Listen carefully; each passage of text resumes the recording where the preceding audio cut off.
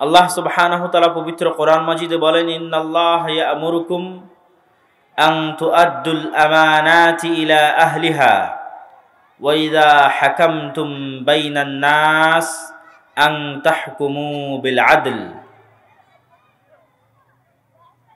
হে দুনিয়ার মানুষ, আল্লাহ তোমাদেরকে আদেশ দিচ্ছেন, পৃথিবীর সৃষ্টিকর্তা তোমাদেরকে আদেশ দিচ্ছেন যে তোমরা প্রত্যেকটা বিষয়ের আমানতকে তার নিজ নিজ জায়গায় পৌঁছে দাও। আর যখনই তোমরা ফায়সালা করবে তখন ন্যায় পরায়ণতার সাথে ফায়সালা করো। আল্লাহ সুবহানাহু ওয়া তাআলা পবিত্র কোরআন মাজিদে আরো বলেন, ইয়া আইয়ুহাল্লাযীনা আমানু কুনু কাওয়ামিনা বিল কিসত। হে ঈমানদারগণ, তোমরা ন্যায় পরায়ণতা প্রতিষ্ঠাকারী হও, ন্যায় পরায়ণতা প্রতিষ্ঠা করো।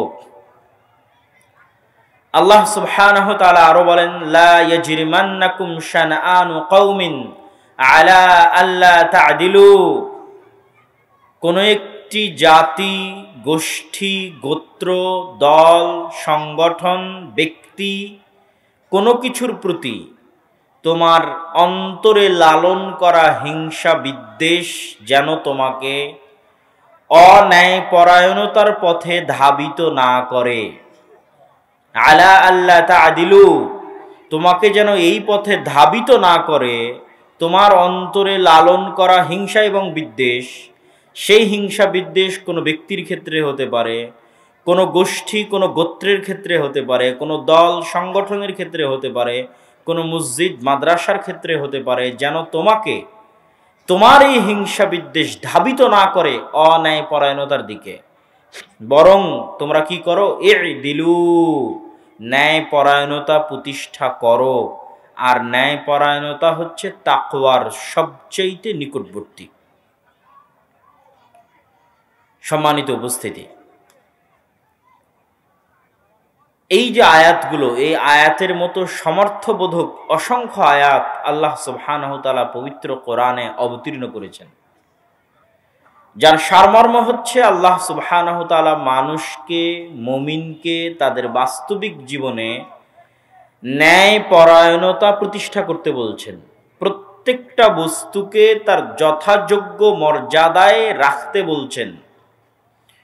পাশাপাশি আল্লাহ সুবহানাহু ওয়া তাআলা এটাও ঘোষণা দিচ্ছেন যে আমি আল্লাহ ন্যায়পরায়ণ, এবং ইন্নী হারামতু যুলমা আলাইয়া, আমি আল্লাহ আমার উপর জুলুম করাকে, অত্যাচার করাকে হারাম করেছি। ন্যায়পরায়ণতার আরবি হচ্ছে আদল, আদালাহ, ন্যায়পরায়ণতা। আর এর বিপরীতটা হচ্ছে জুলম, অত্যাচার। ন্যায়পরায়ণতার মাপকাঠিতে চুল পরিমাণ 19-20 অত্যাচার। যে ন্যায়পরায়ণতার মাপকাঠিতে যত বেশি পরিমাণ 19-20 করবে সে তত বড় অত্যাচারী। তো আল্লাহ বলছেন আমি ন্যায়পরায়ণ, শতভাগ ন্যায়পরায়ণ। আর হারামতু যুলমা আলাইয়া, চুল পরিমাণ অত্যাচার এবং জুলম করাকে আমি আল্লাহ আমার উপর হারাম করে নিয়েছি। পৃথিবীর মানুষ যদি কোথাও ন্যায়পরায়ণতা না পায়, জজ কোর্ট, হাইকোর্ট, সুপ্রিম কোর্ট, গ্রাম্য সালিশ, পারিবারিক বিচার, প্রাতিষ্ঠানিক বিচার সালিশ, কোথাও যদি ন্যায়পরায়ণতা না পায়, তাহলে কিয়ামতের মাঠে আমি আল্লাহ শতভাগ ন্যায়পরায়ণতা তাকে বুঝিয়ে দিব।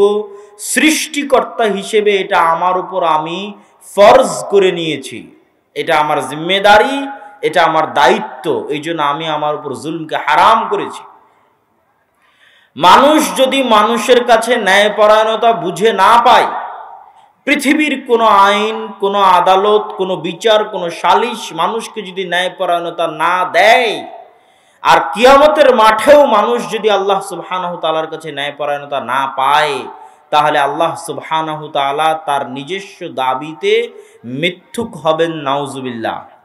কিন্তু যেহেতু তিনি সত্যবাদী, এবং যেহেতু তিনি ওয়াদা দিলে রক্ষা করেন, এবং যেহেতু তিনি শতভাগ ন্যায়পরায়ণ, এই জন্য কে কত বড় তাহাজ্জুদ গুজার আর কে কত বড় দানশীল আর কে কত বড় আলেম, এইটা বিবেচনা করে আল্লাহ কিয়ামতের মাঠে বিচার করবেন না।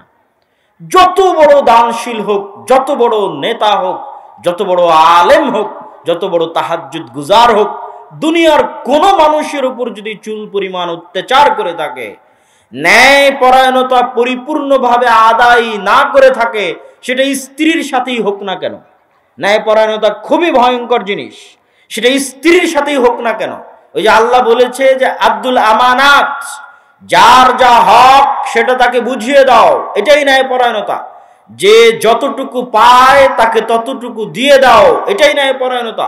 যে যতটুকু পাওয়ার হকদার তার ততটুকু আদায় করো। তোমার বাপ মা তোমার কাছে কেমন সম্মান পাওয়ার হকদার, তার চেয়ে চুল পরিমাণ সম্মান কম করলে ওটাই অত্যাচার, ওটাই জুলম। তোমার স্ত্রী তোমার কাছে কি কি জিনিস পাওয়ার হক রাখে সেটা পরিপূর্ণ আদায় করো, এটাই ন্যায় পরায়ণতা। আদায় না করা জুলম। তোমার বোন তোমার বাপের সম্পত্তিতে কি পরিমাণ ভাগ পায় এটা আদায় করা ন্যায় পরায়ণতা, আর এটা আদায় করতে চুল পরিমাণ গড়িমসি করা জুলম। এখন ওই ভাই যদি রাত দিন তাহাজ্জুদের সালাত আদায় করে, প্রত্যেক বছর হজ করে, কোটি কোটি টাকা দান করে, আর বোনের সম্পত্তি বুঝিয়ে দিতে গড়িমসি করে, চুল পরিমাণ অন্যায় পরায়ণতা করে, তাহলে কিয়ামতের মাঠে আল্লাহ তাকে তার তাহাজ্জুদের জন্য, তার হজের জন্য, তার দানের জন্য ছাড় দিবেন না।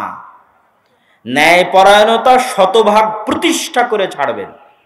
এই জন্য তিনি আল্লাহ, এই জন্য তিনি রব্বুল আলামিন, এই জন্য তিনি ইলাহ। শতভাগ ন্যায় পরায়ণতা প্রতিষ্ঠা করে ছাড়বেন। কিন্তু আজ আমাদের মুসলমানদের, দুর্ভাগ্যজনক হলেও সত্য, যে আজ আমাদের মুসলমানদের মধ্যে বাহ্যিক ইবাদত, বাহ্যিক আমল ব্যাপকভাবে উপস্থিত থাকলেও অভ্যন্তরীণভাবে চারিত্রিক অধঃপতন আমাদেরকে ধ্বংস করে ফেলেছে। প্রত্যেকেই অভ্যন্তরীণভাবে চারিত্রিকভাবে ন্যায় পরায়ণতার মাপকাঠিতে নিজেকে মাপলে সে নিজেকে ন্যায় পরায়ণ দাবি করতে পারবে না। আমি নিজেকে সহ সবাইকে সহ বলছি, বিশেষ করে মুসলমানদেরকে লক্ষ্য করে বলছি, যে আজকে আমার বক্তব্যের টপিক ছিল মুসলমানদের অধঃপতনের কারণ কি। তো অনেকেই হয়তো বিভিন্ন কারণ তুলে ধরবেন, কিন্তু আমার কাছে আমার গবেষণা, আমার সফর, আমার চিন্তা ভাবনা, আমার বাস্তব অভিজ্ঞতা, আমার কাছে মনে হয় মুসলমানদের চলমান বর্তমান অধঃপতনের সবচেয়ে বড় কারণগুলো কয়েকটি। তার মধ্যে তিনটা কারণকে আমরা সারমর্ম করতে পারি। এক, চারিত্রিক অধঃপতন। চারিত্রিক অধঃপতন মানে আমি বেহায়াপনা, বেলেল্লাপনাকে বুঝাচ্ছি না। চারিত্রিক অধঃপতন মানে ন্যায় পরায়ণতা, সততা, আমানতদারিতা নাই, সত্যবাদিতা, ন্যায় পরায়ণতা, আমানতদারিতা নাই।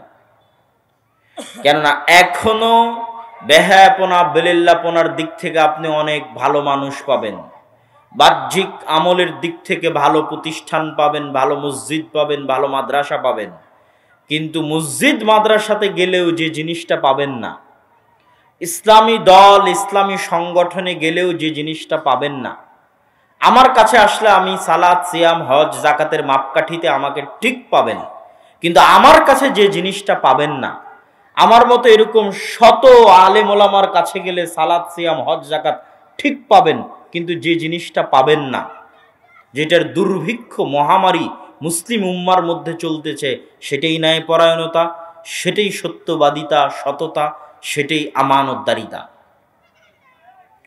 হয় মসজিদ কমিটি ইমাম সাহেবের উপর জালেম, কেননা সে ন্যায় পরায়ণতা করতে পারছে না, অথবা ইমাম সাহেব তার মুয়াজ্জিনের উপর জালেম, তার সাথে ন্যায় পরায়ণতা করতে পারছে না।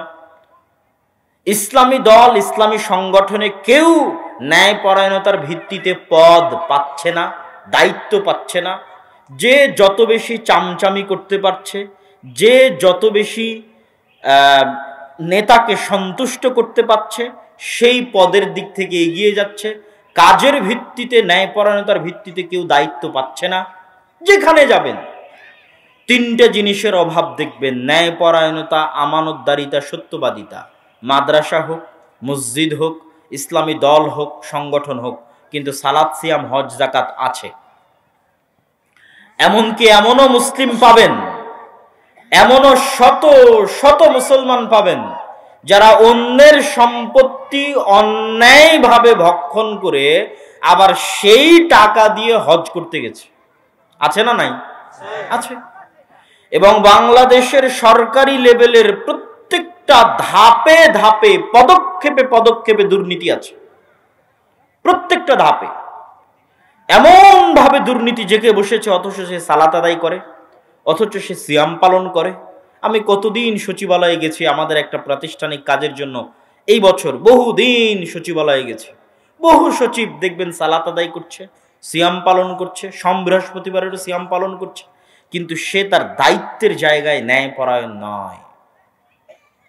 তখন আমি বুঝলাম যে মুসলমানদের সমস্যা তো আসলে এখানে। একটা প্রজেক্ট আনতে হলে সেই রাস্তাঘাট হোক, যে কোনো কিছু হোক, এক একটা প্রজেক্টের অন্তত 25 থেকে 30% টাকা শুধু অবৈধভাবে ব্যয় হয়। একটা প্রজেক্ট যখন সরকারি অর্থ ওই বরাদ্দ হয়, যে কোনো প্রজেক্টের আপনি ভাগ দিবেন, ওই বরাদ্দের 25 থেকে 30% অর্থ অন্যায়ভাবে ব্যয় হয়। প্রজেক্ট কোন ঠিকাদারে পাবে, সেই ঠিকাদারে যাদের কাছ থেকে প্রজেক্ট নিয়ে আসবে তাদেরকে ঘুষ দিয়ে এসেছে, সাইট ইঞ্জিনিয়ারকে ঘুষ দিচ্ছে, স্থানীয় এমপি মন্ত্রী নেতা খেতাকে ঘুষ দিচ্ছে, নিজে নিচ্ছে। খুব জোর 60 অথবা 70% অর্থ ওই জায়গায় ব্যয় হয়, আর বাকি 30 থেকে 40% অর্থ অন্যায়ভাবে ব্যয় হয়। এবং এই ধরনের দুর্নীতির সাথে ব্যাপকভাবে মুসলমানেরা জড়িত, ব্যাপকভাবে। কয়টা মানুষকে আপনি আলাদা করতে পারবেন আমি নিজেও জানি না। কয়টা মুসলমানকে আপনি আলাদা করতে পারবেন ন্যায়পরায়ণতার মাপকাঠিতে, সত্যবাদিতার মাপকাঠিতে, আমানতদারিতার মাপকাঠিতে আমি নিজেও জানি না। বাংলাদেশে আমার ভোটের সময় কখনো থাকা হয়নি, এবার ছিলাম। প্রত্যেকটা মানুষ মিথ্যা কথা বলছে, জ্বলন্ত মিথ্যা কথা বলতেছে, চোখের সামনে মিথ্যা বলছে। প্রত্যেকটা প্রার্থীকে মিথ্যা বলছে যে আমি আপনাকে ভোট দিব, মিথ্যা বলে টাকা নিয়ে নিচ্ছে। অথচ সে ঈদের সালাতে আসতেছে, জুমার সালাতে আসতেছে, মসজিদ মাদ্রাসার কমিটির সভাপতি হিসেবে আছে, দায়িত্ব পালন করতেছে। তাহলে বাহ্যিকভাবে মুসলমানদের দাড়ি, টাকনোর উপর কাপড়, সালাত সিয়াম ঠিক আছে, কিন্তু ভিতর থেকে এরা খোখলা হয়ে গেছে চারিত্রিকভাবে, চরমভাবে চারিত্রিক অধপতনের শিকার। ইউরোপ এবং ইউকেতে বসবাসরত মুসলমানদের অনেকেই, আমি তাদেরকে কষ্ট দেওয়ার জন্য নয়, অনেকেই মিথ্যা বলে সরকারের কাছ থেকে বেনিফিট নেয়। 80% হতে পারে, 70% মুসলমান হতে পারে, মিথ্যা বলে। গভর্নমেন্টের কাছে মিথ্যা বলে, সেই দেশের গভর্নমেন্টের কাছে মিথ্যা বলে বেনিফিট নেয় যাতে অতিরিক্ত টাকা পাওয়া যায়। কেননা ওই দেশে চাইল্ড বেনিফিট আছে, ছোট বাচ্চা হলে তার বেনিফিট আছে, বেকার থাকলে তার বেনিফিট আছে, বয়স্ক হলে তার বেনিফিট আছে, ভাতা আছে। বেনিফিট মানে ভাতা। তো মিথ্যা বলে বেনিফিট নেয়। তাহলে মুসলমানদের, বেশিরভাগ মুসলমানদের রক্তের মধ্যে, মাংসের মধ্যে অন্যায়, অসততা, মিথ্যা, দুর্নীতি এগুলো প্রবেশ করে গেছে রক্তের মধ্যে। এবং সরকারি লেভেল বাদ দেন, যারা স্থানীয় পর্যায়ে ব্যবসা বাণিজ্য করে খাচ্ছে, তারাও প্রত্যেকটা ধাপে ধাপে মিথ্যা বলে অর্থ ইনকাম করতেছে, প্রত্যেকটা পদক্ষেপে মিথ্যা বলতেছে। তাদের কাছে সবচেয়ে সহজ কাজ মিথ্যা বলা, সবচেয়ে সহজ কাজ অন্যায় করা তথা ন্যায়পরায়ণতা ঠিক না রাখা, সবচেয়ে সহজ কাজ গীবত করা, সবচেয়ে সহজ কাজ গালি দেওয়া, সবচেয়ে সহজ কাজ অপবাদ দেওয়া। অথচ সবাই সালাত আদায়কারী, সবাই সিয়াম পালনকারী, সবারই টাকনোর উপর কাপড়, সবারই মুখে দাড়ি। তাহলে সমস্যা ওখানে নয়, সমস্যা কোথায় সেটা আমাদের খুঁজে বের করতে হবে। সম্মানিত উপস্থিতি, তাহলে মুসলমানদের সামগ্রিক অধপতনের 1 নাম্বার বলেছি চারিত্রিক অধপতন। এবং এই চারিত্রিক অধপতন দেখা দিয়েছিল বানু ইসরাইলের মধ্যে। চারিত্রিক অধপতন মানে আমি বেহায়াপনা, বেলেল্লাপনার কথা বলিনি। সত্য বলার সাহস নাই, ন্যায়পরায়ণতা বাস্তবায়ন করার হ্যাডম নাই, সাহস নাই, হিম্মত নাই। চুরি, বাটপারি, দুর্নীতি, মিথ্যার মধ্যে জীবন, জন্ম থেকে মৃত্যু পর্যন্ত। এই জন্য এরা গোলাম। আর একই স্বভাব প্রবেশ করেছিল বানু ইসরাইলের মধ্যে। বানু ইসরাইল কারা? নবী ইয়াকুব আলাইহিস সালাতু ওয়াস সালামের সন্তানদের বলা হয় বানু ইসরাইল। ইয়াকুব আলাইহিস সালাতু ওয়াস সালামের অপর নাম হচ্ছে ইসরাইল। ইয়াকুব আলাইহিস সালাতু ওয়াস সালাম কার সন্তান? ইসহাক আলাইহিস সালাতু ওয়াস সালামের সন্তান। ইসহাক আলাইহিস সালাতু ওয়াস সালাম কার সন্তান? ইব্রাহিম আলাইহিস সালাতু ওয়াস সালামের সন্তান। এখানে একটা মজার কথা বলে রাখি, পৃথিবীর তিনটা ধর্ম হচ্ছে সেমেটিক রিলিজিয়ান বা আব্রাহামিক রিলিজিয়ান। ইব্রাহিম আলাইহিস সালাতু ওয়াস সালামের ডিসেন্ডেন্ট, তার বংশধর দাবি করে মিল্লাতে ইব্রাহিমের অনুসারী হওয়ার দাবিদার পৃথিবীর তিনটা ধর্ম, ইহুদি, খ্রিস্টান, ইসলাম, মুসলমানেরা। যদিও সবাই মুসলমান ছিলেন, আল্লাহ কোরআনে বলছেন ইব্রাহিম ইহুদিও ছিলেন না, নাসারাও ছিলেন না, বরং কি ছিলেন? মুসলিমা, মুমিনা, তিনি মুসলিম ছিলেন। কিন্তু যেমন আমরা মুসলমানদের মধ্যে থেকে হানাফি, শাফি ইত্যাদি ভাগ করে নিয়েছি, ওই রকম একটা সময় মুসলমান থাকতে থাকতে তারা নিজেদের নামের উপর চড়িয়ে নিয়েছে নাসরানি, নিজেদের নামের উপর চড়িয়ে নিয়েছে ঈসাই, নিজেদের নামের উপর চড়িয়ে নিয়েছে ইয়াহুদি। ঠিক আছে, এই ধরনের নাম তারা নিজেদের উপর চড়িয়ে নিয়েছে, কিন্তু তারাও আব্রাহামিক রিলিজিয়ান। ইব্রাহিম আলাইহিস সালাতু ওয়াস সালামকে তারা বলে আব্রাহাম, ইসহাক আলাইহিস সালাতু ওয়াস সালামকে তারা বলে আইজাক, ইয়াকুব আলাইহিস সালাতু ওয়াস সালামকে তারা বলে জ্যাকব, ইউসুফ আলাইহিস সালাতু ওয়াস সালামকে তারা বলে জোসেফ, দাউদ আলাইহিস সালাতু ওয়াস সালামকে তারা বলে ডেভিড, ঈসা আলাইহিস সালাতু ওয়াস সালামকে তারা বলে জেসাস, মুসা আলাইহিস সালাতু ওয়াস সালামকে তারা বলে মোজেস। মেইন ঘটনাগুলো এক। যেমন নূহ আলাইহিস সালামের বন্যার ঘটনা কোরআনে আছে, তেমন নূহ আলাইহিস সালামের বন্যার ঘটনা তাওরাতে আছে, তোরা, তারা বলে তোরা, ওল্ড টেস্টামেন্ট। তেমন নূহ আলাইহিস সালামের বন্যার ঘটনা ইনজিল বা নিউ টেস্টামেন্ট বা বাইবেলের মধ্যেও আছে। ঘটনার ধারা বিবরণীতে পার্থক্য থাকতে পারে। যেমন ইসমাইল আলাইহিস সালাতু ওয়াস সালামের জবাই করার ঘটনা কোরআনে আছে, ঠিক তেমনি জবাইয়ের ঘটনা তোরাহ বা তাওরাত বা ওল্ড টেস্টামেন্টেও আছে, ইনজিল বা নিউ টেস্টামেন্ট বা বাইবেলেও আছে। কিন্তু সেখানে নাম পরিবর্তন হয়ে আছে ইসহাক। তারা দাবি করে ইব্রাহিম আলাইহিস সালাতু ওয়াস সালাম ইসহাক আলাইহিস সালাতু ওয়াস সালামকে জবাই করেছিলেন আল্লাহর জন্য, আর তিনি একমাত্র দয়াপ্রাপ্ত এবং রহমত প্রাপ্ত। আর কোরআন বলছে না, ইব্রাহিম আলাইহিস সালাতু ওয়াস সালাম জবাই করেছিলেন ইসমাইল আলাইহিস সালাতু ওয়াস সালামকে, আর উভয়ই দয়াপ্রাপ্ত এবং রহমত প্রাপ্ত। ইসহাক এবং তার বংশধরেরাও দয়াপ্রাপ্ত, রহমত প্রাপ্ত, ইসমাইল এবং তার বংশধরেরাও দয়াপ্রাপ্ত এবং রহমত প্রাপ্ত। যাক, এই সংক্ষিপ্ত সারমর্মের পর আমরা একটু বানু ইসরাইলের পরিচয় দেখি। তাহলে ইয়াকুব বিন ইসহাক বিন ইব্রাহিম, তো ইয়াকুব আলাইহিস সালাতু ওয়াস সালামের 12 সন্তান, 12 সন্তানের এক সন্তান ইউসুফ আলাইহিস সালাতু ওয়াস সালাম কুয়ার মধ্যে পড়ে বাজারে বিক্রি হয়ে গেলেন মিশরের। আজও ফিলিস্তিন থেকে মিশরের যোগাযোগ, যেমন এখনকার নিউজ, আপডেট নিউজ হচ্ছে যে গাজার মানুষজন বিভিন্ন অঞ্চল ছেড়ে দিয়ে পালিয়ে গিয়ে মিশরের সীমান্তবর্তী রাফা ক্রসিংয়ে আশ্রয় নিয়ে আছে। গাদাগাদি করে তাঁবু টানিয়ে 20 লক্ষ মানুষ অবস্থান করছে, পশু প্রাণীর মতো, গরু ছাগলের মতো। তাদের কোনো বাড়িঘর নাই, কিছু নাই, কেননা সব ভেঙে ফেলেছে, চুরমার করে দিয়েছে বোমা বর্ষণ করে। মানবেতর জীবনযাপন করছে তারা রাফা ক্রসিংয়ে। এখন ইসরায়েল চাচ্ছে সেখানেও হামলা করতে, এখনো শুরু করেনি, আল্লাহ সুবহানাহু ওয়া তাআলা জানে কবে শুরু করবে। তো এই রাফা ক্রসিংটাই হচ্ছে মিশরের সাথে সংলগ্ন ফিলিস্তিনের ভূমি। তো ইসহাক, ইয়াকুব, ইব্রাহিম এরা বাস করতেন ফিলিস্তিনে, আর ইব্রাহিমের বাবা বাস করতেন ইরাকে। ইরাক থেকে হিজরত করে ইব্রাহিম এসেছেন ফিলিস্তিনে। আর লূত আলাইহিস সালাতু ওয়াস সালামের শহর যখন আল্লাহ উল্টিয়ে দিয়েছে, তখন লূত আলাইহিস সালাতু ওয়াস সালামও এসেছেন ফিলিস্তিনে, জেরুজালেমে, আল আরজুল মুকাদ্দাসা, পবিত্র ভূমি। এগুলো সব কোরআনে বলা আছে, যা বলছি সবই কোরআনে। তো ইউসুফ আলাইহিস সালাতু ওয়াস সালাম প্রথম ফিলিস্তিন থেকে গেলেন মিশরে, তারপরে জেলখানা থেকে মিথ্যা অপবাদ নিয়ে জেল খেটে তিনি হয়ে গেলেন মন্ত্রী। মন্ত্রী হওয়ার পর তার বাপ এবং বাকি 11 ভাইকে মিশরে ডেকে পাঠালেন। তো বাপ এবং বাকি 11 ভাই মিশরে গিয়ে যখন তাকে সিজদা করছে বাকি 11 ভাই, তখন ইউসুফ আলাইহিস সালাম বলছেন, বাবা হাদা তাবিলুর উয়ায়া, এই যে এটাই হচ্ছে আমার ওই স্বপ্নের ব্যাখ্যা, যেই স্বপ্ন আমি ছোটবেলায় দেখেছিলাম, ইন্নী রাআইতু আহাদা আশারা কাওকাবা, যে 11টা তারকা আমাকে সিজদা করতেছে, সেই স্বপ্নের ব্যাখ্যা এই যে আমার 11 ভাই আমাকে সিজদা করতেছে। তো আমরা ঘটনা সামনের দিকে আগাই। এই 11 ভাই আর ইউসুফ মিলে 12 ভাই, এই 12 ভাইকেই বলা হয় বানু ইসরাইল। ইউসুফ আলাইহিস সালাতু ওয়াস সালামের মৃত্যুর পরে ফেরাউনেরা যখন ক্ষমতায় আসে, তখন ফেরাউন ইউসুফের বংশধরদেরকে, ইয়াকুবের বংশধরদেরকে গোলাম বানায় এবং এই গোলামির জীবনযাপন তারা করে 300, 350, 400 বছর। 300, 350, 400 বছর পর নতুন নবী মুসা, ইউসুফ থেকে মুসার ব্যবধান 300, 350, 400 বছর।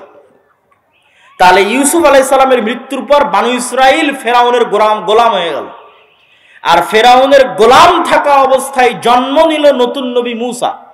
কেমন গোলাম ছিল ফেরাউনের? আল্লাহ কোরআনে বলছেন, ইউযাব্বিহুনা আবনাআকুম ওয়া ইস্তাহয়ুনা নিসাআকুম ওয়া ফি যালিকুম বালাউম মির রাব্বিকুম আযীম।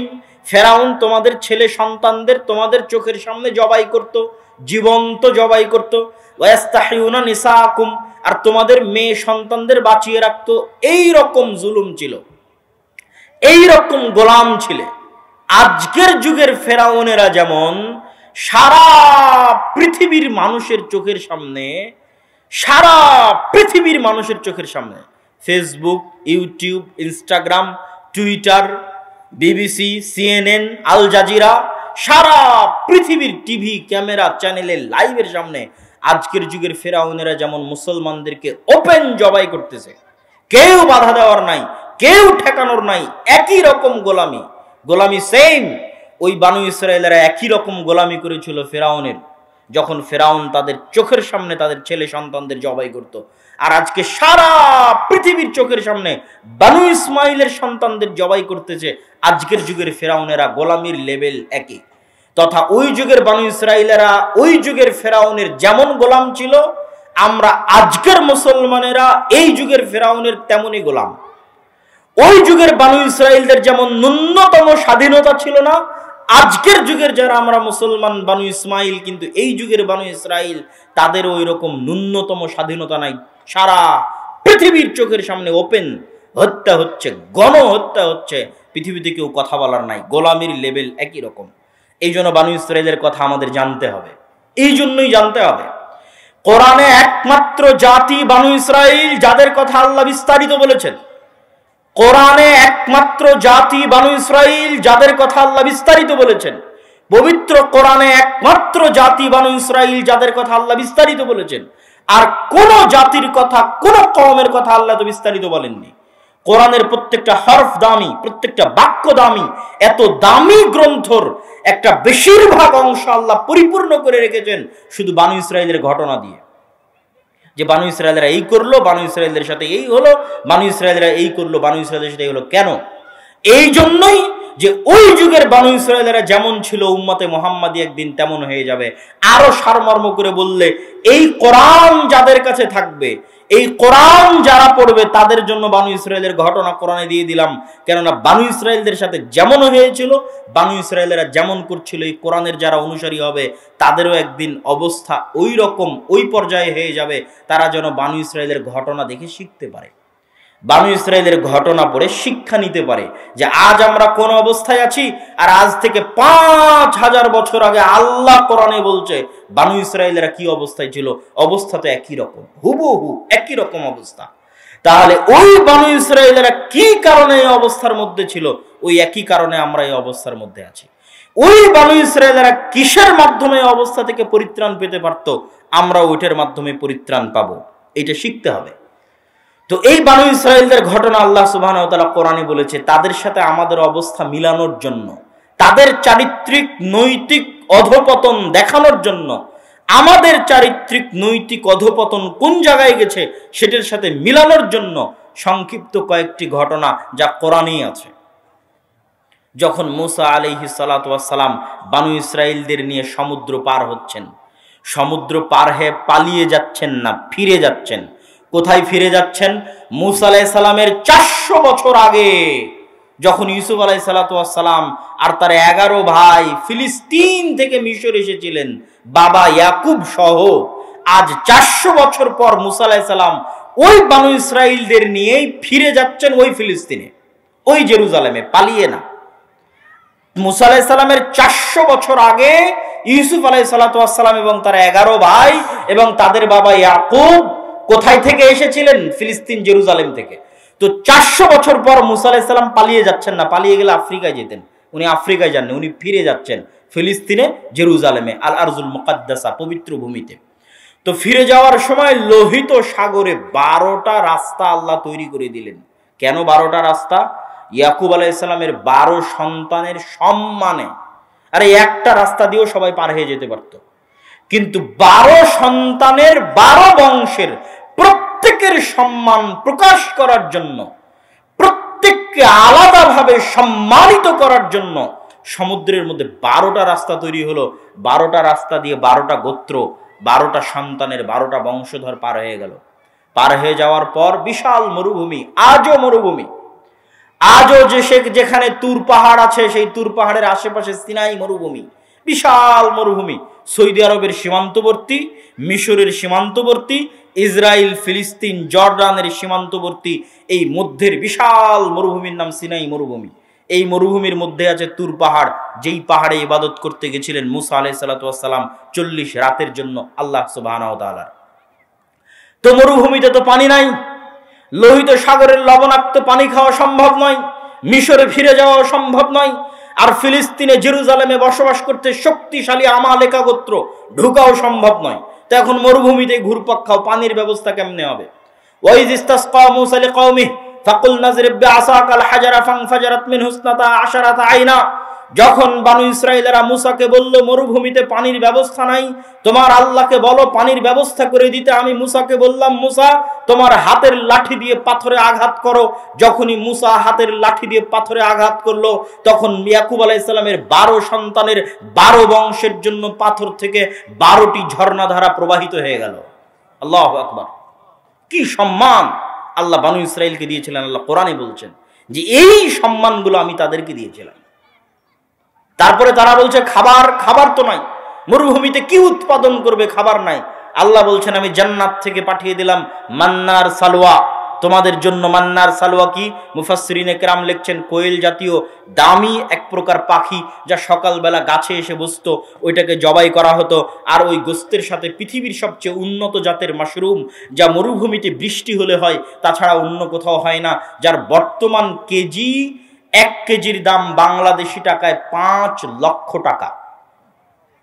ওই দামি মাশরুম আর ওই পাখির গোস্ত, এটা জান্নাত থেকে আসতো আল্লাহ সুবহানাহু ওয়া তাআলার পক্ষ থেকে।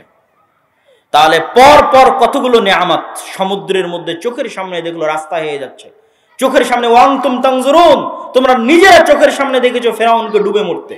কোন ফেরাউন? যে ফেরাউন তোমাদের ছেলে সন্তানদের জবাই করত, ওই ফেরাউনকে তোমরা তোমাদের চোখের সামনে ডুবে মরতে দেখেছো। আর কি? তোমাদের জন্য পাথর থেকে ঝর্ণাধারা প্রবাহিত করে দিয়েছি। আর কি? জান্নাত থেকে তোমাদের জন্য খাবার দিয়েছি। তারপরে এবার আল্লাহ বলছে তোমরা এবার দেখো উম্মতে মুহাম্মাদি, যে এত দয়া, এত করুণা, এত রহমত করার পর বানু ইসরাইল পাল্টা কেমন নিমক হারামি করলো, কেমন ধোকাবাজি করলো, কেমন শঠতা করলো, কেমন মুনাফিকি করলো আল্লাহর সাথে। দেখো মুসা আলাইহিস সালাম যখন তুর পাহাড় থেকে তাওরাত নিয়ে ফিরে আসছে, তখন বানু ইসরাইল বলছে লান নুমিনা হাত্তা নারাল্লাহ জাহরাতান, ততক্ষণ পর্যন্ত তোমার এই তাওরাতে বিশ্বাস করব না যতক্ষণ না নিজে চোখে তোমার আল্লাহকে না দেখবো। নাউজুবিল্লাহ! এর চেয়ে বড় আর কি দেখবি তোরা, যে চোখের সামনে ফেরাউন মরে গেল, সমুদ্রের মধ্যে দিয়ে রাস্তা তৈরি হয়ে গেল, পাথর ফেটে ঝর্ণাধারা বের হলো, আসমান থেকে জান্নাত থেকে খাদ্য আসতেছে, আর কি লেখা লাগে? তো বলে আল্লাহকে স্বচক্ষে না দেখলে তোমার তাওরাত মানব না। 40 রাতের জন্য যখন ইবাদত করতে গেল মুসা আলাইহিস সালাম, ইত্তাখাযতুমুল ইজল, তোমরা বাছুরের পূজা করা শুরু করেছিলে, শিরক করেছিলে। মাত্র 40 দিনের ব্যবধানে, মাত্র 40 দিনের ব্যবধানে তোমরা শিরকে লিপ্ত হয়েছো আল্লাহকে ভুলে গিয়ে। আর কি করেছো তোমরা? তোমাদের এত ফাদউ লানা রাব্বাক ইউমবিতু লানা, মুসা এই এক খাবার, এই প্রত্যেক দিন মান্নার সালোয়া জান্নাত থেকে আসে, এই এক খাবার আমাদের ভালো লাগে না। বলে নাউজুবিল্লাহ! মুসা তোমার আল্লাহকে বলো এই মরুভূমি থেকে খাবার উৎপাদন করে দিতে, এই মরুভূমি থেকে চাল ডাল পেঁয়াজ রসুন আদা শশা উৎপন্ন করে দিতে বলো, শাক সবজি। তোমার আল্লাহ সুবহানাহু ওয়া তাআলাকে আমরা মরুভূমিতেই খাবার উৎপন্ন দেখতে চাই। তখন আল্লাহ সুবহানাহু ওয়া তাআলা বললেন, এতই যখন উৎপন্ন শাকসবজি ফলমূল খাওয়ার ইচ্ছা, তাহলে মরুভূমি পার হলেই উর্বর জমি শুরু হবে ফিলিস্তিনের, জেরুজালেমের। যুদ্ধ করে বিজয় করো, যা ভালো লাগে আবাদ করে খাও, যুদ্ধ করে বিজয় করতে হবে। তখন তারাই এই বানু ইসরাইলি উত্তর দিল, ইযহাব আনতা ওয়া রাব্বুকা ফাকাতিলা, মুসা তুমি আর তোমার আল্লাহ গিয়ে যুদ্ধ করো, যুদ্ধ করে যেই দিন তোমাদের বিজয় হয়ে যাবে ওই দিন আমাদেরকে বলিও, আমরা এখানে বসে থাকলাম, আমরা যুদ্ধ করতে পারবো না। বলে নাউজুবিল্লাহ। শুধু তাই নয়, যখন এই ঘটনা ঘটলো তখন মুসা আলাইহিস সালাম হতাশ হয়ে গেলেন। মুসা আলাইহিস সালাম বলেন, আল্লাহ আমি আর আমার ভাই ছাড়া এই জাতির দায়িত্ব আমি নিতে পারবো না। এগুলো সব কোরআনে আল্লাহ বলেছেন, যা বলছি প্রত্যেকটা কথা কোরআনে আছে। আমি বলেছি যে বানু ইসরাইলের ঘটনা আল্লাহ যত বিস্তারিত কোরআনে বলা হয়েছে এই জাতির ঘটনা, আর কোন জাতির ঘটনা এত বিস্তারিত বলা হয়নি। কেন এত বিস্তারিত কোরআনে এই জাতির ঘটনা? কেন? এটা বুঝতে হবে, এর মধ্যে আমাদের জন্য শিক্ষা আছে। কেন আমরা ওরকম হয়ে গেছি, আমরা এই যুগের বানু ইসরাইল হয়ে গেছি, স্বভাবে, চরিত্রে, চাল চলনে, কথাবার্তায় একই মিথ্যা, একই সঠতা, একই ধোঁকা, একই নিমখারামি আমাদের রক্ত এবং আমাদের মাংসের মধ্যে ঢুকে গেছে। এই জন্য বুঝতে হবে। মুসা আলাইহিস সালাম বললেন, আল্লাহ আমি পারবো না, আমি আমার ভাইয়ের দায়িত্ব নিতে পারবো, এই কওমের দায়িত্ব নিতে পারবো না। আল্লাহ বললেন, তোমাদের জন্য 40 বছরের গজব, ইয়াতিহুনা ফিল আরজ, এই মরুভূমির মধ্যে 40 সানা, 40 বছর তোমরা পাগলের মতো ঘুরতে থাকবে। এই 40 বছরের মধ্যে মুসা আলাইহিস সালামের মৃত্যু হয়ে গেল। নতুন নবী হলেন ইউশা বিন নুন, বানু ইসরাইলের নতুন নবী হলেন ইউশা বিন নুন। ইউশা বিন নুন 40 বছর পর বানু ইসরাইলদের নিয়ে বলল, তোমরা তওবা করো, ইস্তেগফার করো এবং চলো যুদ্ধ করি। আল্লাহ জেরুজালেম বিজয় করতে বলেছে, চলো যুদ্ধ করি। তারা জেরুজালেম বিজয়ের জন্য যুদ্ধে অবতীর্ণ হলো। যখন শুক্রবার বিকেল বেলা সূর্য ডুবলেই শনিবার শুরু হবে, শনিবার পবিত্র দিন। ইহুদি ধর্ম অনুযায়ী, আল্লাহর দেওয়া বিধান অনুযায়ী, ইহুদি ধর্ম অনুযায়ী শনিবার পবিত্র দিন, যেটা এখন মানসুখ। আল্লাহর দেওয়া বিধান অনুযায়ী, ইসলামের নিয়ম অনুযায়ী শুক্রবার পবিত্র দিন, তখন শনিবার ছিল। তো শুক্রবার সূর্য ডুবলেই শনিবার শুরু হবে, যুদ্ধ বন্ধ হয়ে যাবে। ইউশা বিন নুন আল্লাহকে বললেন, আল্লাহ আপনি এই সূর্যকে থামিয়ে দেন আমাদের জন্য, যেন আজকে যুদ্ধ করে বিজয় অর্জন করতে পারি। রাসূল সাল্লাল্লাহু আলাইহি সাল্লাম বলছেন, পৃথিবীর ইতিহাসে প্রথমবারের মতো একমাত্র একবারের জন্য আল্লাহ সূর্যকে থামিয়ে দিয়েছিলেন, বানু ইসরাইল যেন জেরুজালেম বিজয় করতে পারে। এই জন্য আল্লাহ ইউশা বিন নুনের দোয়ার কারণে সূর্য থামিয়ে দিলেন। বানু ইসরাইল জেরুজালেম বিজয় করবে। আল্লাহ আদেশ দিচ্ছেন, শোনো, এত বড় বড় নিমক হারামি অপরাধ করার পর তোমাদেরকে জেরুজালেম বিজয় করার মতো দয়া রহমত আমি দিচ্ছি, অতএব আমার একটা আদেশ তোমরা মানো, জেরুজালেমে যখন প্রবেশ করবে আমার শুকরিয়ার জন্য মাথা নত করে প্রবেশ করবে, আর মুখে উচ্চারণ করবে একটা জিকির, হিত্তাতুন, হিব্রুতে হিত্তাতুন মানে আস্তাগফিরুল্লাহ, মানে মুখে উচ্চারণ করবে আস্তাগফিরুল্লাহর জিকির, আর মাথা থাকবে নত। মাথা নত করে মুখে আস্তাগফিরুল্লাহ পড়তে পড়তে জেরুজালেমে ঢুকবে। এবার আল্লাহ নিজেই কোরআনে বলছে যে আমার এই আদেশকে বানু ইসরাইল কিভাবে বিকৃত করেছে তোমরা জানো। আমি বললাম তোমরা মাথা নিচু করে প্রবেশ করবে, তারা পিছন আগে দিয়ে মাথা উঁচু করে প্রবেশ করলো। বলে নাউজুবিল্লাহ। আমি বললাম তোমরা জিকির করবে, হিত্তাতুন, এরা পাল্টিয়ে দিয়ে জিকির শুরু করলো হিনতাতুন। হিনতাতুন মানে গমের দানা। কত বড় নিমক হারাম, কত বড় ধোঁকাবাজ, মুনাফিক, মিথ্যুক জাতি। দাউদ আলাইহিস সালাতু ওয়াস সালামের আমলে তিনি জাবুর তেলাওয়াত করতেন। দাউদ আলাইহিস সালাতু ওয়াস সালামের কণ্ঠ সুর এত সুন্দর ছিল, মাছেরা তার কোরআন তেলাওয়াতের জন্য, তার জাবুর তেলাওয়াতের জন্য নদীর ধারে, সমুদ্রের ধারে আসতো। বানু ইসরাইলেরা এই মাছগুলোকে ধরে নিত। আল্লাহ বললেন শনিবারের দিন মাছ ধরা বন্ধ।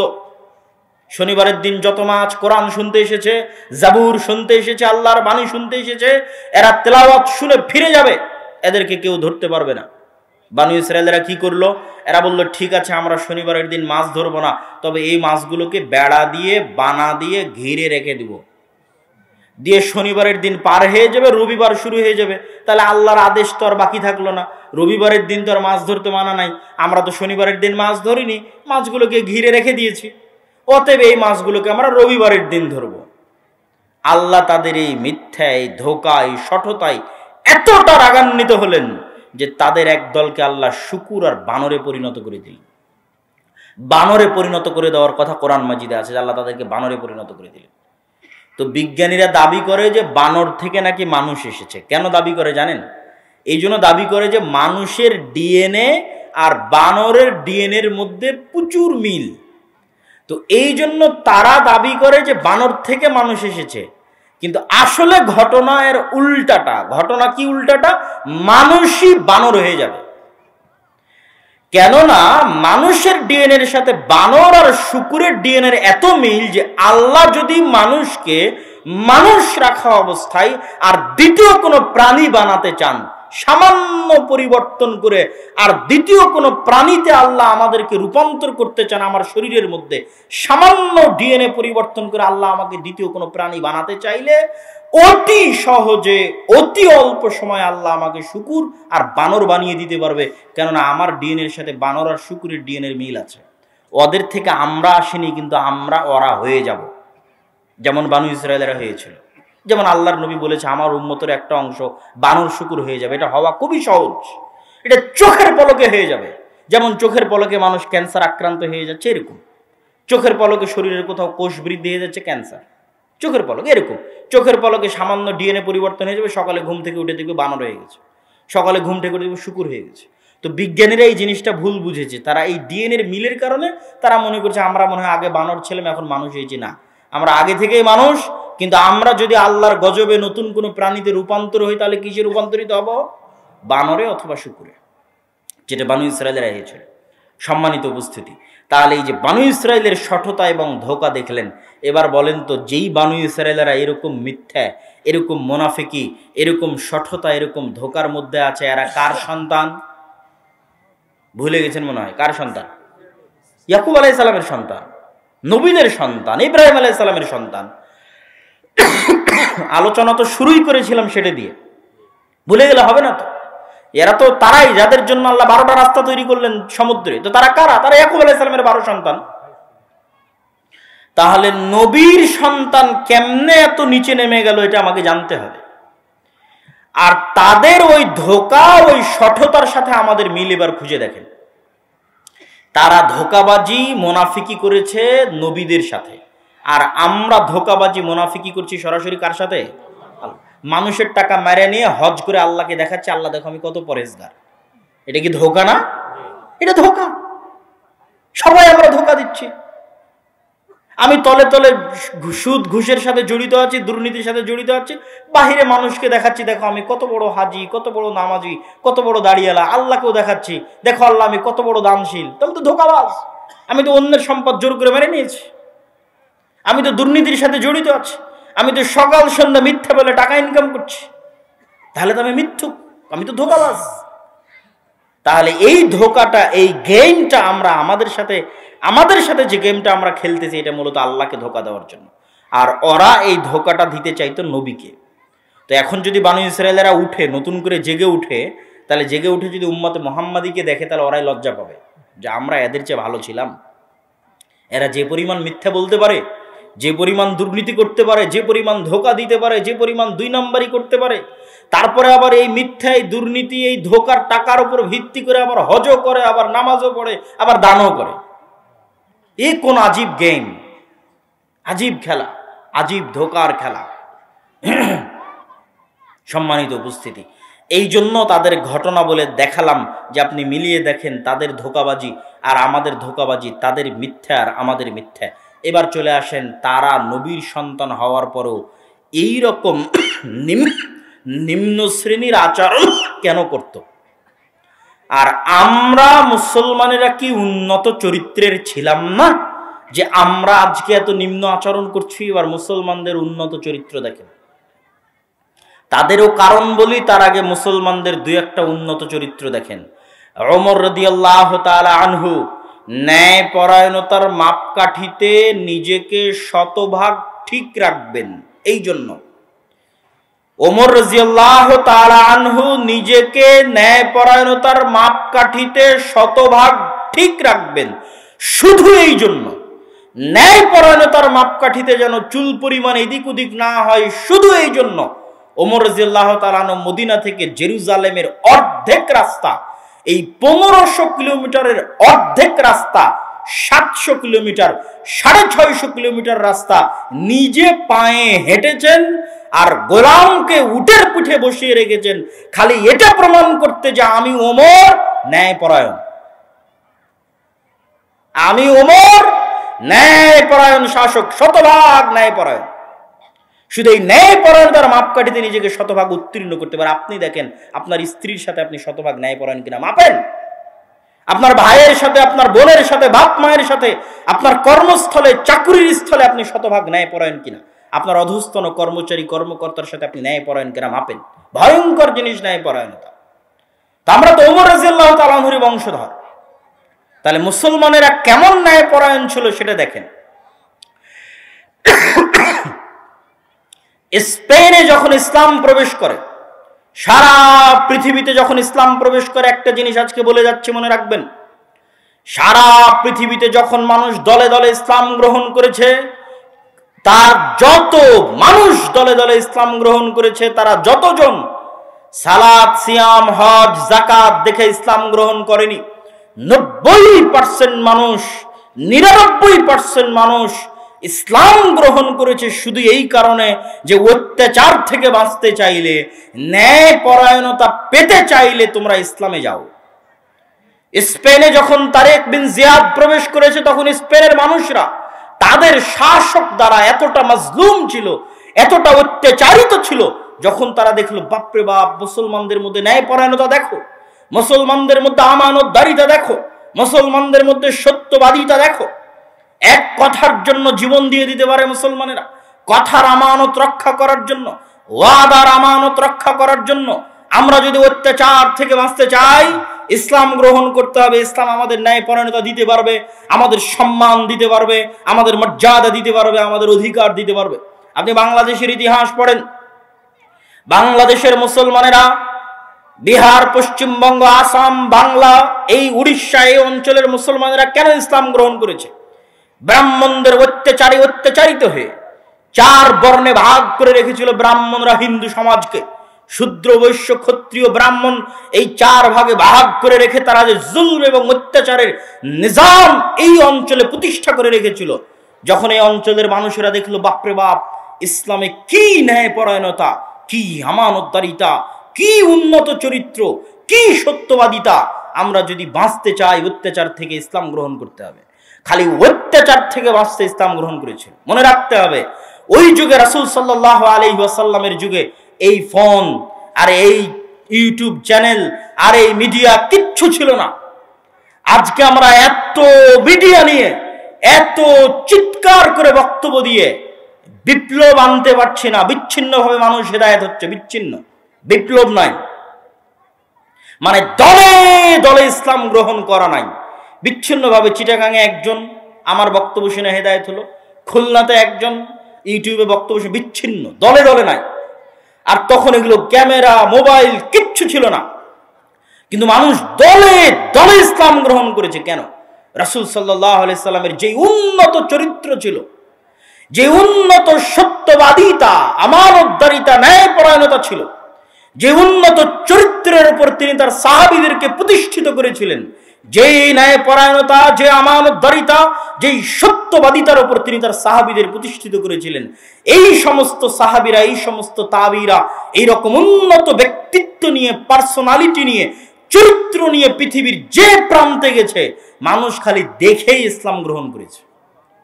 দেখে যে এদের কাছে আসলে আমি অত্যাচারিত হব না, মাজলুম হব না, ধোকায় পড়ব না, খালি দেখে ইসলাম গ্রহণ করেছে। আর আমাদের মধ্যে ওই ন্যায়পরায়ণতা নাই, ওই আমানতদারিতা নাই, ওই সততা নাই, ওই সত্যবাদিতা নাই। এই জন্য আমরা চিৎকার করে 2-1টা মানুষকে বিচ্ছিন্নভাবে হেদায়েত করছি, আমাদের দেখে কেউ হেদায়েত হবে না।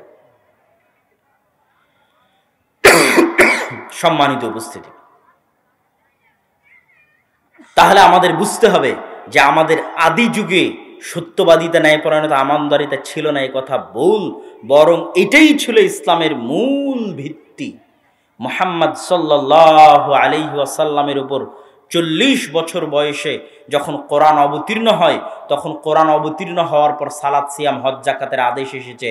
কিন্তু কোরআন অবতীর্ণ হওয়ার আগে থেকেই জন্মগত তিনি সত্যবাদী, জন্মগত তিনি আমানতদার, জন্মগত তিনি ন্যায়পরায়ণ। কোরআন অবতীর্ণ হওয়ার আগে থেকেই পুরো মক্কার মানুষ জানে মুহাম্মদ সাল্লাল্লাহু আলাইহি ওয়াসাল্লাম সত্যবাদী। গত 40 বছরে একদিনের জন্য, 1 সেকেন্ডের জন্য মিথ্যা কথা বলেননি, 1 চুল পরিমাণ মানুষের আমানতের খেয়ানত করেননি, কারো প্রতি চুল পরিমাণ অন্যায় করেননি। এটা মানুষ জানে। এটা তার উপর কোরআন অবতীর্ণ হওয়ার আগে থেকেই জন্মগত তিনি এটা। খাদিজা রাদিয়াল্লাহু তাআলা আনহা বলছেন, কাল্লা লা ইউখজিকাল্লাহু আবাদা, কখনো নহে, আল্লাহ সুবহানাহু ওয়া তাআলা আপনাকে অপমান করবেন না, আল্লাহ আপনাকে ক্ষতিগ্রস্ত করবেন না, আল্লাহ আপনাকে অপমানিত করবেন না। কেন? তাসিলুর রাহিম, আপনি আত্মীয়তার সম্পর্ক রক্ষা করেন। তাকরিজ যায়ফ, মেহমান আসলে মেহমানের মেহমানদারি করেন। তুইনু আলা নাওয়াইবিল হক, বিপদগ্রস্ত মানুষকে সহযোগিতা করেন। ওয়া তাহমিলুল কাল, যার বোঝা ভারী হয়ে গেছে তার বোঝা উঠান। এগুলো খাদিজা রাদিয়াল্লাহু তাআলা আনহা বলছে যেই দিন জিবরাইল আল্লাহর নবীর কাছে হেরা গুহায় এসেছেন, এসে জোরে চেপে ধরে বলেছেন, ইকরা ইকরা ইকরা ইকরা বিসমি রাব্বিকাল্লাযী খলাক। ওই দিন তিনি ঘরে ফিরে এসে খাদিজাকে বলছেন, জাম্মিলুনি জাম্মিলুনি। সেই দিন খাদিজা আল্লাহর নবীকে বলছেন, শোনেন, আল্লাহ আপনাকে অপমানিত করবেন না, আপনাকে ক্ষতিগ্রস্ত করবে না। কেন? আপনি আত্মীয়তার সম্পর্ক রক্ষা করেন। এটা তার জন্মগত বৈশিষ্ট্য যে তিনি আত্মীয়দের সাথে ভালো ব্যবহার করেন। মুহাম্মদ সাল্লাল্লাহু আলাইহি ওয়াসাল্লাম। তাকরিজ যায়ফ, আপনার বাড়িতে মেহমান আসলে ধনী হোক গরিব হোক, ওই মেহমানকে সম্মান করেন। আল্লাহর নবী বলছেন, মান ইউমিন বিল্লাহ ওয়াল ইয়াউমিল আখির, কেউ যদি আল্লাহকে বিশ্বাস করে, কেউ যদি পরকালকে বিশ্বাস করে, তাহলে আমি মুহাম্মদ তাকে বলে যাচ্ছি সে যেন তার বাড়িতে আসা মেহমানকে সম্মান করে। তিনি মেহমানকে সম্মান করতেন, ধনী গরিব যে মেহমানই হোক। এটা তার জন্মগত বৈশিষ্ট্য। তুইনু আলা নাওয়াইবিল হক, কাউকে বিপদে পড়তে দেখলে তার সহযোগিতা এগিয়ে যান। তাহমিলুল কাল, কারো ঋণের বোঝা ভারী হয়ে গেলে অথবা চলতে ফিরতে সত্যিকার বোঝা ভারী হয়ে গেলে সেই বোঝা তিনি উঠিয়ে দিতেন। এটা মুহাম্মদ সাল্লাল্লাহু আলাইহি ওয়াসাল্লাম এই উন্নত চরিত্রের অংশীদার জন্মগত। তো তার দাওয়াত দেখে, বলো লা ইলাহা ইল্লাল্লাহ, শিরকের উপর জ্বলন্ত বক্তব্য দেখে যত মানুষ ইসলাম গ্রহণ করেছে তার চেয়ে বেশি ইসলাম গ্রহণ করেছে এই উন্নত চরিত্রের কারণে। যে এত উন্নত চরিত্র আমরা জীবনে পৃথিবীতে দেখিনি, মানুষের হতে পারে এত উন্নত চরিত্র। আর আমাদের আলেম ওলামাদেরকেই দেখেন, ফেসবুকে দেখেন আর বক্তব্যের মঞ্চে দেখেন, কত কামড়া কামড়ি, মারামারি, গালাগালি। তো কোথায় আপনি ওই বিপ্লবী কোথায় পাবেন? আর ওই আমানতদারিতা, সততা, ন্যায়পরায়ণতা কোথায় পাবেন? নাই। ওই উন্নত চরিত্র কোথায় পাবেন যেটা মুহাম্মদ সাল্লাল্লাহু আলাইহি ওয়াসাল্লামের ছিল? শুধু তাই নয়, আজ আমরা মুসলমানেরা মক্কার ওই যুগের কাফের মুশরিক কুরাইশদের চাইতেও চারিত্রিক দিক থেকে খারাপ হয়ে গেছে। কেমনে? আবু সুফিয়ান রাদিয়াল্লাহু তাআলা আনহু মক্কা বিজয়ের পূর্বে কাফের মুশরিক কুরাইশদের সর্দার ছিলেন। বদর, উহুদ, খন্দক এই যুদ্ধগুলোতে আল্লাহর নবীর বিরুদ্ধে নেতৃত্ব দিয়েছেন। বদরের যুদ্ধে মুসলমানদের সেনাপতি আল্লাহর নবী, আর মক্কার কাফের মুশরিকদের সেনাপতি আবু জাহাল, আর আবু জাহালের সহযোগী আবু সুফিয়ান। উহুদের যুদ্ধে মুসলমানদের সেনাপতি মুহাম্মদ সাল্লাল্লাহু আলাইহি ওয়াসাল্লাম, আর মক্কার কাফের মুশরিকদের সেনাপতি আবু সুফিয়ান।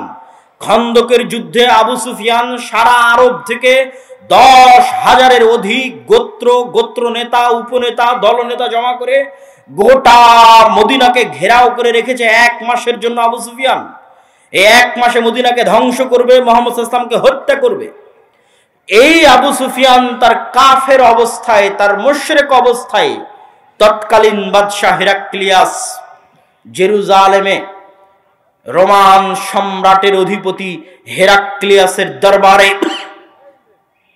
হেরাক্লিয়াস আবু সুফিয়ানকে জিজ্ঞেস করতেছে, বলো মুহাম্মদ সাল্লাল্লাহু আলাইহি সাল্লাম সম্পর্কে কি জানো? 7টা থেকে 8টা প্রশ্ন করেছে আবু সুফিয়ানকে হেরাক্লিয়াস।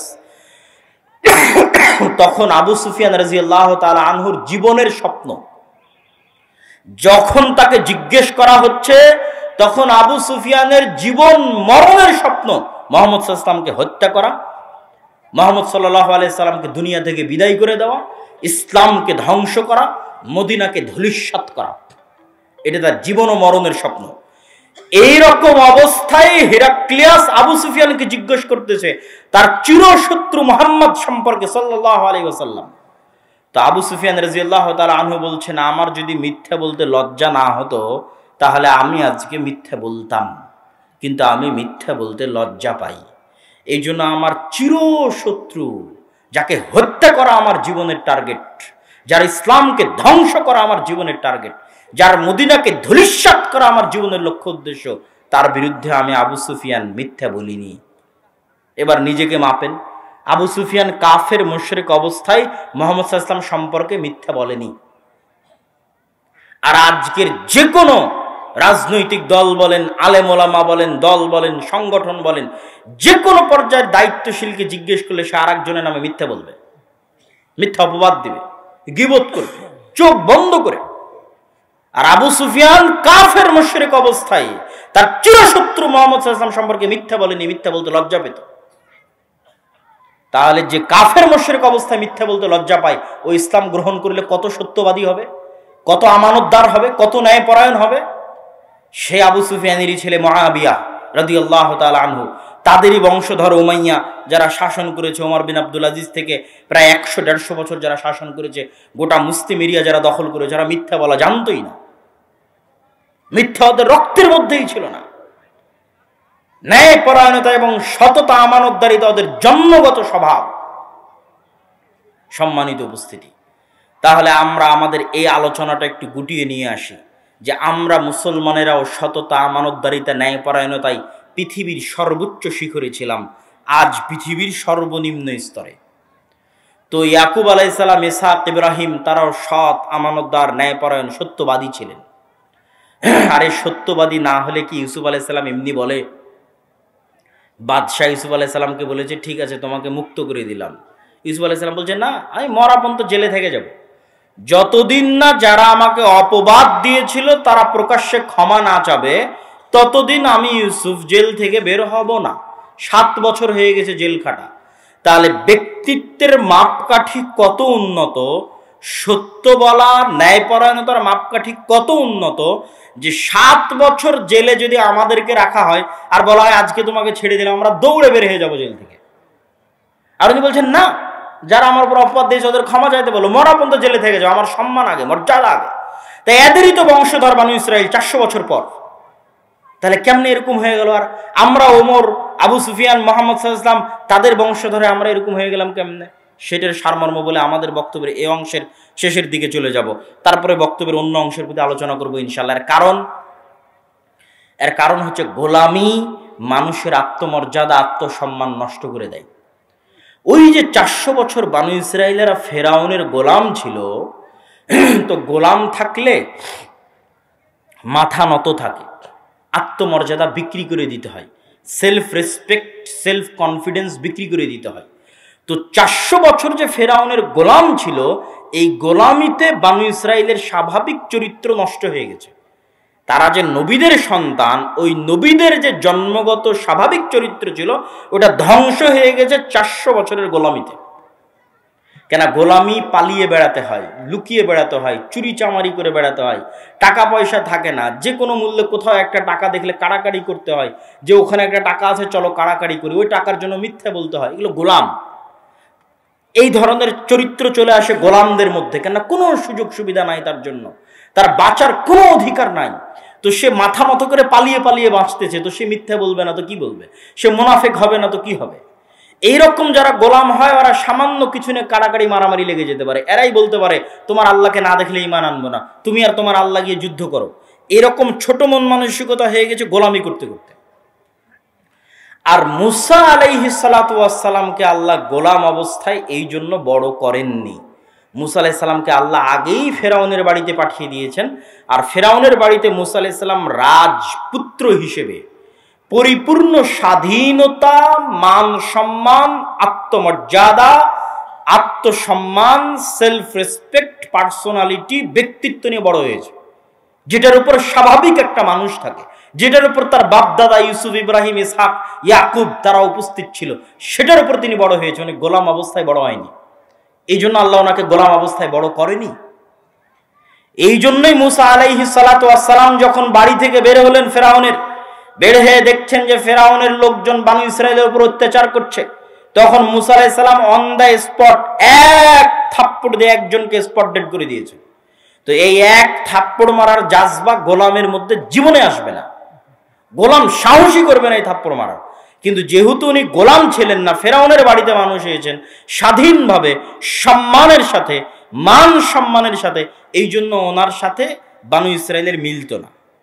ওনার জীবনযাপন চিন্তা ভাবনা একরকম, আর যে বানু ইসরায়েলদের ওনাকে নবী করে দেওয়া হয়েছে এরা তো গরু ছাগলের মতো গোলাম অবস্থায় বড় হয়েছে। এরা আর কি করবে? এরা কথায় কথায় ধোকা দেয়, কথায় কথায় মারামারি করে, কথায় কথায় কামড়াকামড়ি করে। এবার আপনি বুঝে গেছেন আমাদের বাঙালিদের অবস্থা। আমরাও ব্রিটিশদের গোলামি করেছি কত বছর? 200, 250, 300 বছর। ব্রিটিশরা আমাদের পিটিয়ে নীল চাষ করিয়েছে, জমির মালিকানা পর্যন্ত ছিল না। কি বলেন আপনি? এসএ পর্চা, সিএস পর্চা খুঁজে দেখেন যে যেই জমিদারের নামে খাজনা দিতেন তার নামে জমি। জমির মালিকানা তো আসছে শেরে বাংলায় ফজলুল হকের সরকারের সময়, যখন জমিদারি প্রথা বিলুপ্ত করা হয়।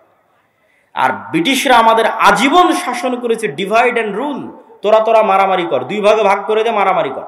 তো যখনই আপনি মারামারি করবেন একটা টাকার জন্য, 2টা পয়সার জন্য, তখন কি বলবেন? মিথ্যা বলবেন, দুর্নীতি করবেন, স্বাভাবিক। এই মিথ্যা বলতে বলতে, দুর্নীতি করতে করতে আর মাথা নত থাকতে থাকতে রক্তের মধ্যে ঢুকে গেছে। মিথ্যা বলা, দুর্নীতি করা, ধোকা দেওয়া রক্তের মধ্যে ঢুকে গেছে 300 বছরের গোলামিতে। এটার আরো একটা প্রমাণ দিই। আফ্রিকার মুসলমান যারা স্পেন, ফ্রান্স, ইতালির গোলাম ছিল, আমরা যেমন ব্রিটিশদের গোলাম ছিলাম, তো ব্রিটিশরা আমাদেরকে যেই পরিমাণ জুলুম অত্যাচার করেছে তার চেয়ে 1000 গুণ বেশি অত্যাচার আফ্রিকান মুসলমানদের উপর এই ইউরোপিয়ান কান্ট্রিগুলো করেছে। এই জন্য আফ্রিকান মুসলমানদের স্বাভাবিক চরিত্র আরো খারাপ হয়ে গেছে, আরো ধ্বংস হয়ে গেছে। মানে ওরা আমাদের চাইতে মিথ্যা বলতে আরো পটু, আরো ধোকা, আরো ছিনতাই, আরো 2 নম্বরে, আরো দুর্নীতিতে আরো পটু। কেন? ওদের উপর ফ্রান্স, ইতালি, স্পেন আরো ভয়ঙ্কর রকমের জুলুম গোলামি চালিয়েছে। 200, 250, 300 এখনো মুক্তি দেয়নি। আমাদেরকে দাও নাম কাস্তে হলো ব্রিটিশরা মুক্তি দিয়ে গেছে, ওদেরকে এখনো মুক্তি দেয়নি।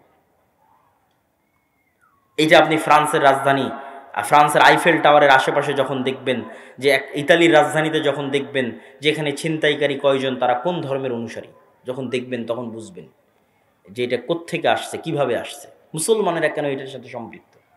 আপনি যখন ইন্ডিয়ার জরিপ করবেন, যে ইন্ডিয়াতে যদি মামলা থাকে চুরি, ছিনতাই, ডাকাতি, রাহাজানি, খুন খারাপি, তার কত % মুসলমানদের নামে আর কত % হিন্দুর নামে, তখন আপনি বুঝবেন যে গোলামির কারণে কি হয়, স্বাভাবিক সম্মান না থাকলে কি হয়, মর্যাদা না থাকলে কি হয়, গোলামি মানুষকে কত নিম্ন লেভেলে নামিয়ে দিতে পারে সেটা দেখবেন। তো বানু ইসরায়েলদের স্বভাব চরিত্র খারাপ হয়েছে গোলামিতে, আমাদেরও স্বভাব চরিত্র ধ্বংস হয়ে গেছে গোলামিতে। কিন্তু এখন বের হয়ে আসতে হবে। এই জন্য আল্লামা ইকবাল ইউরোপ সফর করার পর বলেছিলেন, সাবাক ফিরসে পর সাদাকাত কা, শুজাআত কা, আদালত কা, লিয়া যায়েগা তুঝসে কাম, দুনিয়া কি ইমামত কা। মুসলমানেরা, তোমাদের মধ্যে সালাত, সিয়াম, হজ, যাকাত সবই আছে, খালি তোমরা সত্য বলাটা ভুলে গেছো। কেউ আর সত্য বলা জানো না, সকাল সন্ধ্যে সবাই মিথ্যা বলছো। তোমরা কি ভুলে গেছো? আদালত, ন্যায় পরায়ণতা ভুলে গেছো। সবাই অত্যাচার করছো, মারামারি, কাটাকাটি, গিবত, তোহমত। আলেম ওলামাদেরই অবস্থা দেখেন, সাধারণ পাবলিক তো বহু দূরে থাক। বাঙালিরা কেমন কামড়া কামড়ি করে সেটা তো আলেম ওলামাদের দেখলে আপনারা বুঝতে পারবেন। তো সাধারণ জনগণ তো বহু দূরে। তো আদালত, ন্যায় পরায়ণতা নাই। কাকে কতটুকু মান সম্মান দিতে হবে, হুঁশ করে কতটুকু কথা বলতে হবে, এটা নাই। গোলামির কারণে এগুলো সব ধ্বংস হয়ে গেছে। সেলফ রেসপেক্ট, আত্মমর্যাদা, ব্যক্তিত্ব, পার্সোনালিটি ধ্বংস। তাহলে সাবাক ফিরসে পর সাদাকাত কা, সত্য বলা শিখো, আদালত কা, ন্যায় পরায়ণতা শিখো, আমানতদারিতা শিখো, লিয়া যায়েগা তুঝসে কাম, দুনিয়া কি ইমামত কা। যদি এই 3টে জিনিস আবার তোমাদের মধ্যে ফিরে আসে, তাহলে তোমরা পুনরায় দুনিয়ার নেতা হয়ে যাবে। আল্লাহ তোমাদের বানিয়ে দিবে, ইনশাআল্লাহ বানিয়ে দিবে। এই জিনিসগুলো নাই আমাদের।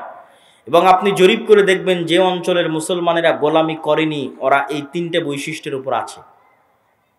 আপনি আফগানিস্তানে যান, পাঠানদের কাছে যান, ওরা না ব্রিটিশদের গোলামি কবুল করেছিল, না সোভিয়েত ইউনিয়নের গোলামি কবুল করেছিল, না আমেরিকার গোলামি কবুল করেছিল। ফলত ওরা স্বাভাবিক এই 3টে বৈশিষ্ট্যের উপর আছে। যে কোনো পাঠানকে যদি আপনি মজাকের ছলেও বলেন যে কালকে তোমার বাড়িতে আসতেছি দুপুরের সময়, আর দুপুরের সময় না যান, তো এই একটা মুখের কথা যেটা আপনি মজাকের ছলে বলছেন, কেন বাঙালির কাছে তো কথার দাম নাই। সকাল সন্ধ্যা মিথ্যা বলে অভ্যস্ত, সকাল সন্ধ্যা ফাঁকি ধোকা দিয়ে অভ্যস্ত। তো ওর কাছে এই সামান্য এই কথাটুকুর এত দাম যে একজন মুসলমান বলল কাল দুপুরে সে আমার বাড়িতে আসবে, তো আসেনি কেন, এর আগে আপনাকে গুলি করে উড়িয়ে দিবে। এরকম ঘটনা আছে। পাঠানদের মধ্যে এরকম ঘটনা আছে যে আপনি কোনো পাঠানকে মজাকের ছলেও যদি বলেন কাল দুপুরে তোমার বাড়িতে আসবো, না যান, তাহলে আপনাকে গুলি করে উড়িয়ে দিবে। কেন? ওরা মিথ্যা বলা জানে না, কথা দিলে কথা রক্ষা করা জানে, ন্যায়পরায়ণতা আমানতদারিতা জানে। কেন? ওরা কোনোদিন গোলামিই করেনি। আর আমরা গোলামি করতে করতে আমাদের স্বাভাবিক চরিত্র ধ্বংস হয়ে গেছে। সম্মানিত উপস্থিতি, তাহলে আমি বলছিলাম মুসলমানের আজকের পৃথিবীতে অধপতন, গোলামির শিকার তিনটে কারণে। তার এক নাম্বার কারণ চারিত্রিক অধপতন। চারিত্রিক অধপতন মানে বেহায়াপনা, বেরেল্লাপনার কথা বলিনি। চারিত্রিক অধপতন মানে ন্যায়পরায়ণতা নাই, আমানতদারিতা নাই, সত্যবাদিতা নাই। আজ থেকে সত্য বলার চেষ্টা করেন। এতদিন মিথ্যা বলে ইনকাম করেছেন, যেখানে সেখানে মিথ্যা বলেছেন, বন্ধ করে দেন। সত্য বললে যদি জীবনও চলে যায় তবুও সত্য বলবেন। সন্তান সন্ততিকে সত্য বলা শিখাবেন। ন্যায়পরায়ণতা বাস্তবায়ন করেন। স্ত্রীর প্রতি ন্যায়পরায়ণ হন, ভাই বোনের প্রতি ন্যায়পরায়ণ হন, পিতা মাতার প্রতি ন্যায়পরায়ণ হন, কর্মস্থলে ন্যায়পরায়ণ হন, সন্তান সন্ততিকে ন্যায়পরায়ণতা শিখান। তাহলে ব্যক্তিত্ব আসবে, নেতৃত্ব নিতে পারবে, দেশের নিতে পারবে, জাতির নিতে পারবে, গোলামি থেকে মুক্তি পাবে। আমানতদারিতা শিখেন। কি মসজিদ, কি মাদ্রাসা, কি ইসলামী দল সংগঠন, সব জায়গায় এটার প্রতি আপনারা ফোকাস দেন, চাপ দেন, চর্চা করেন। ন্যায়পরায়ণতা, আমানতদারিতা, সত্যবাদিতা এবং সততা। আমার বক্তব্যের শেষের দিকে মসজিদ ভিত্তিক দিন শিক্ষা নিয়ে দুই একটি কথা বলে আমার বক্তব্য শেষ করব ইনশাআল্লাহুল আজিজ।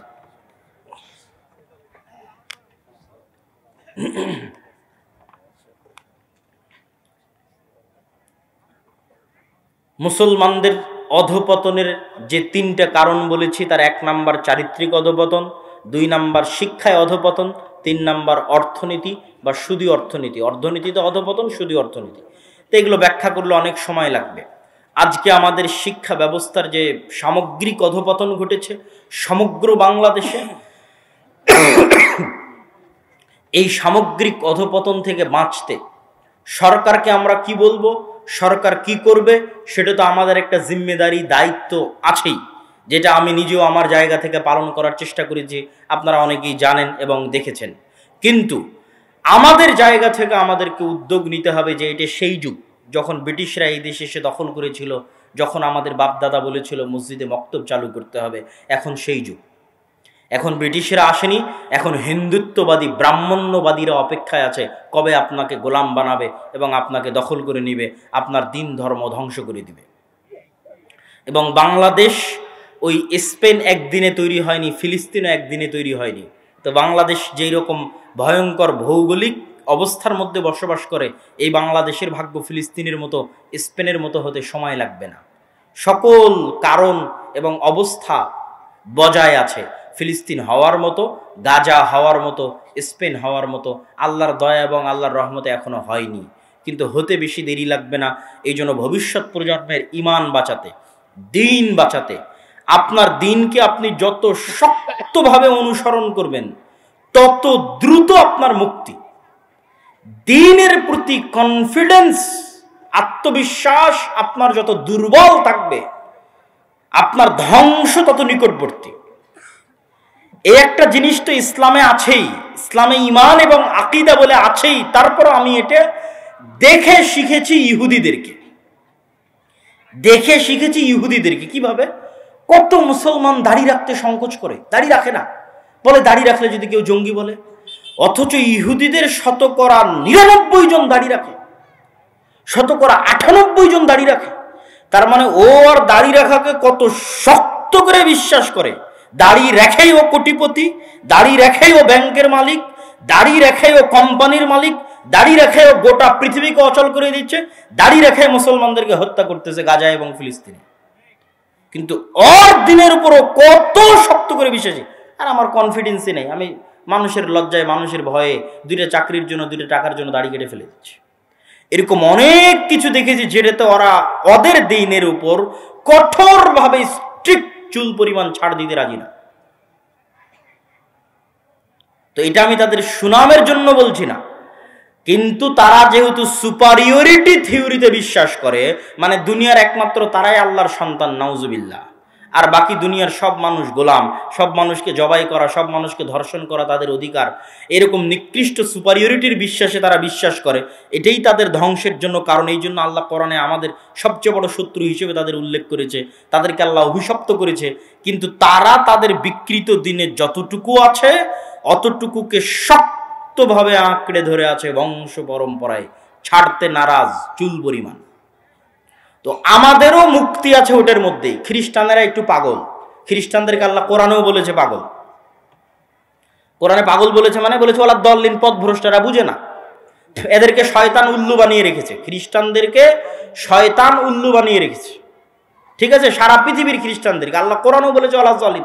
এরা তো বুঝে না, এরা বুঝেই না, এদেরকে বুঝাবে কে? আর যে জেনেও বুঝেও মানে না ওই তো অভিশপ্ত। ইবলিস জেনে বুঝে মানে নেই, এই জন্য ইবলিস অভিশপ্ত।